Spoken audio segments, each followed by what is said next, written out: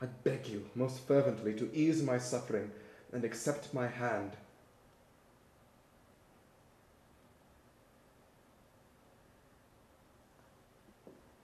It is, I believe, the established manner to express a sense of appreciation and gratitude for such sentiments. But I cannot. No, Mr. Darcy, I will not accept your hand.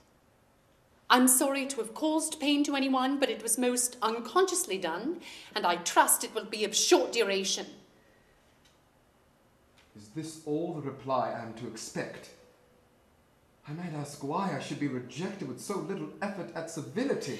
And I might inquire why, with so evident a desire of offending and insulting me, you chose to tell me that you liked me against your will, against your judgment, and even against your duty to your sister's protector.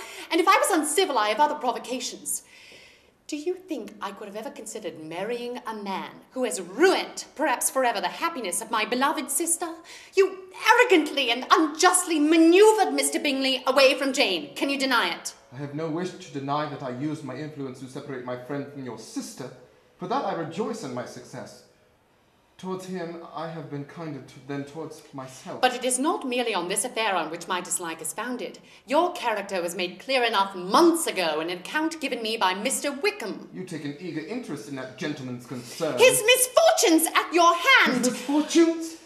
His misfortunes indeed. You are well aware that you have withheld the advantages you knew were meant for him, reducing him to a state of near poverty, and yet here now you treat the mention of his misfortune with contempt and ridicule. My faults, according to your calculations, are heavy indeed. But I wonder that these offences might have been overlooked had your pride not been hurt by my honest confession of the scruples which long prevented my speaking to you as I have this hour. These bitter accusations might have been suppressed had I with greater policy concealed my struggles and flattered you more.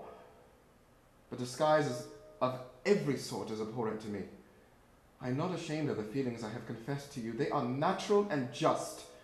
Could you expect me to celebrate the inferiority of your connections?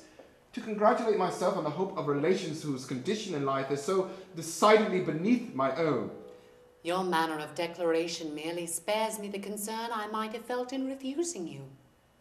You could not have possibly made the offer of your hand in any way that would have tempted me to accept it.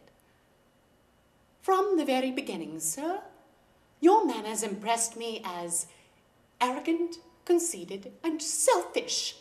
You are the last man in the entire world I could ever be prevailed upon to marry. You have said quite enough, madam. I perfectly comprehend your feelings. I have now only to be ashamed of what my own have been. Forgive me for having taken so much of your time, and accept my good wishes for your recovery and good health.